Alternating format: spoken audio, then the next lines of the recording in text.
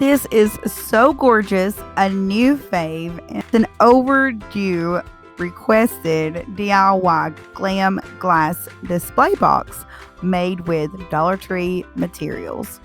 Also, I want to show you another gorgeous project coming from my friend Beverly. It'll be a couple of days, but if you watch it, let her know that you checked out her sneak peek picture. I'm sure that'll make her day. Let's start with using these glass panels from 4 of the graduation picture frames. And if you don't have any of these on hand, or maybe you can't find them, then you can use the 5x7 picture frames, the ones that have the easel in the back of them. I know that these will fit perfect. The only difference is it'll be a little bit shorter.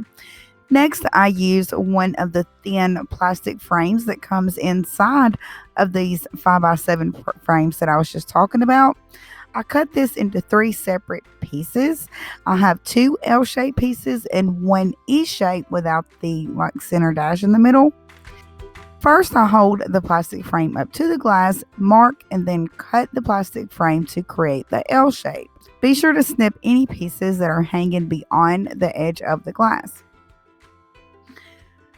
Next, I add a strong clear adhesive to the plastic frame, and then I glue that to the bottom of the glass panel. Use your next glass panel to make sure that your frame is lined perfect at the bottom for your next piece of glass. Then I just use a paper clip as like a clamp to hold pressure on it while it dries for a few minutes. Next, I glue my next glass panel the same way. I apply the clear adhesive glue with just a little bit of hot glue for the instant hold. And then you can just bring your panel to the frame, hold it in place, and add a paper clip and wait a few minutes for the glue to grab and dry. Now I take the other L and I continue to put this together.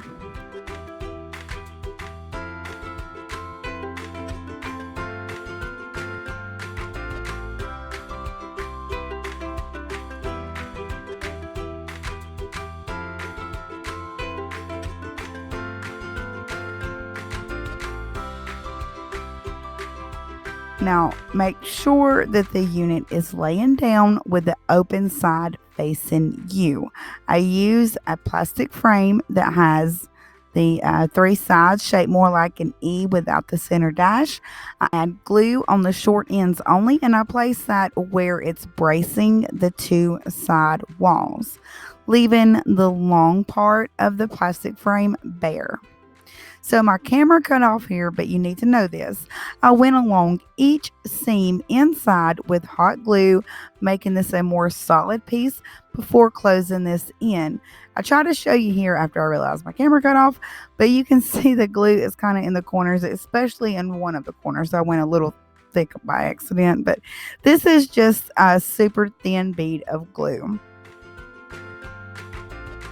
Once the glue has been dry for several minutes, you can then, test it and pick it up and, just check it for durability. I just add the clear glue along the edge of both pieces of glass, and then I use both glues, Gorilla and the clear adhesive, on the plastic bar that connects the 3 panels together. Then just lightly place your glass on top, making sure it's lined with your other glass panels. Do not try to line your glass with the plastic. Always line your glass with the glass. Then carefully sit your box upright, and you can then add pressure to your final panel. Once you've set it in place, you can add clamps while it dries for a few minutes. Now I use 2 of these 5x5 wooden canvases from Dollar Tree. Remove the small screws from the back with either a screwdriver or a drill.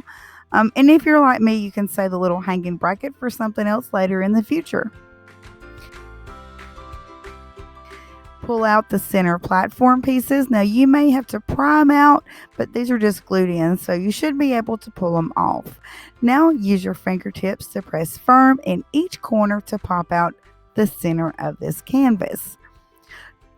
On one of the canvases, I had a little debris left behind, and this is in the crease or the indentation part, but the other one came off perfectly. this happens to you, you can peel it out, sand it out, or take a little flathead screwdriver and kind of rake it back and forth until you've removed everything from the inside crease or indentation wall of the canvas.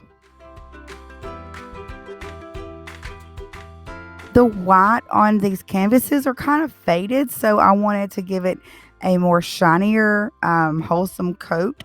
So I painted 2 coats of white gloss acrylic paint, and I let those fully dry. And while that's drying, I go back to my glass box and I clean the inside and outside really good with Windex.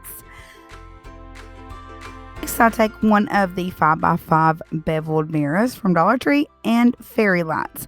So I remove the little foam legs off of the back of the mirror. Now you can use Velcro for this or whatever you have on hand, just so you can access your batteries whenever you need to change them.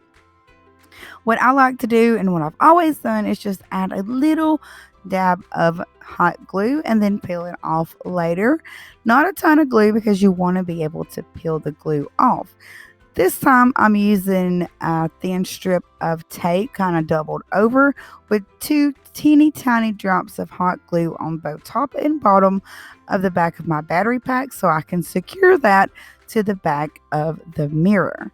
Make sure your switches are facing out, and next I'm going to be using masking tape to tape down the excess wire. So this wire is thicker. It's actually really thick.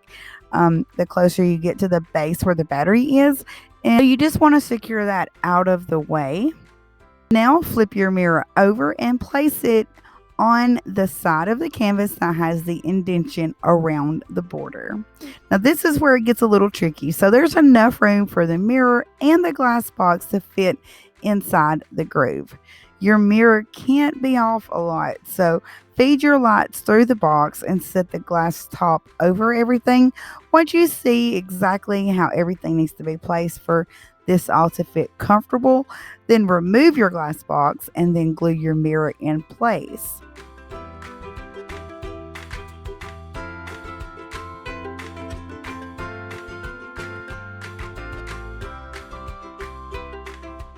Add, a thicker amount of glue. I went really generous with the clear adhesive and the Gorilla Hot glue, and before pulling the glass back over and gluing the glass over the mirror.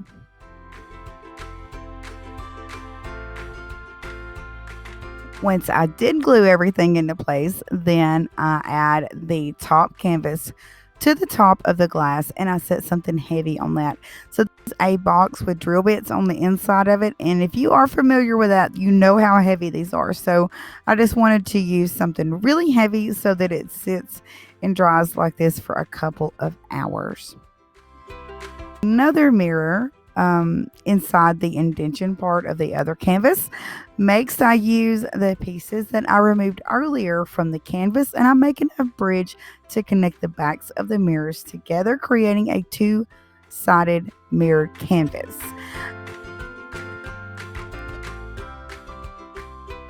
It this way because I didn't want to make a mess with the glue while trying to get the glue just around such a little bitty edge. This way it's nice, neat, and it has a great clean appearance.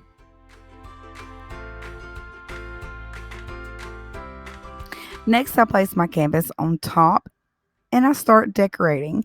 I'm going to be using these jot gems. I went around with 3 rows of adhesive jot gems to kind of disguise the inner frame.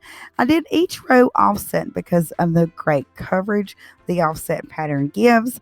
I also go down the side seams on the outside seams with 2 rows of adhesive bling wrap.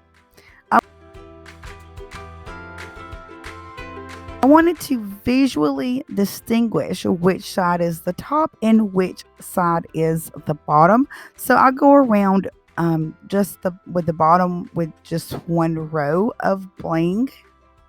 I'm going to show you how sturdy this piece is, even though we didn't use any tools to put this together. It's nice and heavy, and it feels so much like a high-end quality piece. Now you can place whatever you want inside, or just enjoy the box with fairy lights, or maybe even make a set to display around your room. I hope you enjoyed this DIY. Thanks so much, Creative Fam, and I'll see you again next week with another project.